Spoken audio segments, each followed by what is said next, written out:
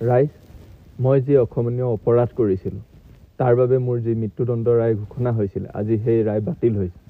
তাৰ বাবে সমূহ অসমবাসী ৰাইজক মই ধন্যবাদ আৰু কৃতজ্ঞতা জনাইছোঁ। কাৰণ আপোনালোকৰ অনুৰোধ ৰক্ষা কৰি সংগঠনে মোক আজি পুনৰ জীৱনদান দিছে।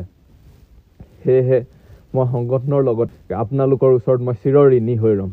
আৰু মোৰ এই যি জীৱনদান, এই দানৰ প্ৰতিদান স্বৰূপে মই সমূহ অসমবাসী আৰু সংগঠনৰ কাৰণে মোৰ শেষ উশাহ থকালৈকে সংগঠনৰ স্বাৰ্থত, জাতিৰ স্বাৰ্থত আৰু দেশ মাতৃৰ সেৱাৰ কাৰণে মই নিজকে উৎসৰ্গা কৰি যাম।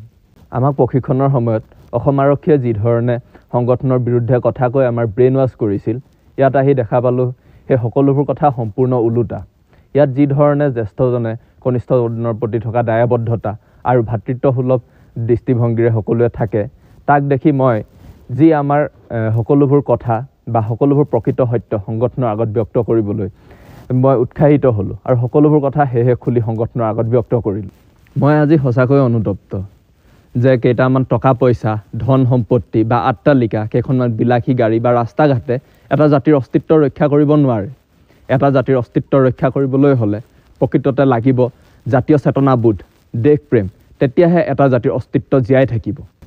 আচলতে মই এজন অসম আৰক্ষীৰ বিশেষ শাখাৰ আণ্ডাৰ কভাৰ SI আছিলোঁ আৰু আমাক এটা বিশেষ মিছন দি অসম আৰক্ষীয়ে সম্পূৰ্ণ পৰিকল্পনা কৰি আলফা স্বাধীন বিৰোধী এক বিশেষ মিছনত মোক আলফা সৈন্যত যোগদান কৰিবলৈ পঠাইছিলে আৰু সেই অনুসৰি মই আলফা সৈন্যত যোগদান কৰিছিলোঁ। আৰু এই সকলো কথা মই কাৰোবাক দোষাৰোপ কৰিবলৈ বা অসম আৰক্ষীক দোষাৰোপ কৰিবলৈ কোৱা নহয়, বা মই মৃত্যুৰ ভয়ত বা মোক কোনোবাই ভয় ভাবুকি প্ৰদান কৰি মোক এই কথাখিনি কোৱাইছে, এই নহয়। সম্পূৰ্ণ প্ৰকৃত যি সত্য, সেই সত্য অসমবাসী ৰাইজে জনাটো প্ৰয়োজন। সেয়েহে মই সম্পূৰ্ণ কথা সবিস্তাৰে অসমবাসী ৰাইজৰ আগত প্ৰকাশ কৰিম। আমাৰ দৰে একাংশ যুৱ প্ৰজন্মক এছাম অসম আৰক্ষীৰ উচ্চ পৰ্যায়ৰ বিষয়াই যেনেধৰণে টকা পইচা আৰু ক্ষমতাৰ প্ৰলোভন দেখুৱায়, এনেধৰণৰ জাতিদ্ৰোহী কামৰ বাবে নিয়োগ কৰে, সেইসকলক মই ক'ব বিচাৰিছোঁ, তোমালোকে এনেধৰণৰ জাতিদ্ৰোহী কামৰ পৰা বিৰত থাকা।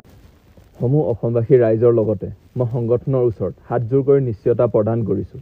মোৰ মৃত্যুদণ্ড ৰায়ৰ পৰিৱৰ্তে সংগঠনে মোক যি শাস্তি প্ৰদান কৰে, সেই শাস্তি মই গ্ৰহণ কৰিম আৰু সম্পূৰ্ণ সহায় সহযোগিতা কৰিম। আৰু মোৰ ক্ষেত্ৰত যদি এনে ভুলৰ পুনৰাবৃত্তি হয়, তেনেহ'লে সংগঠনৰ সংবিধান মতে মোক যি শাস্তি প্ৰদান কৰে, সেই শাস্তি মই বিনা প্ৰতিবাদে গ্ৰহণ কৰিম।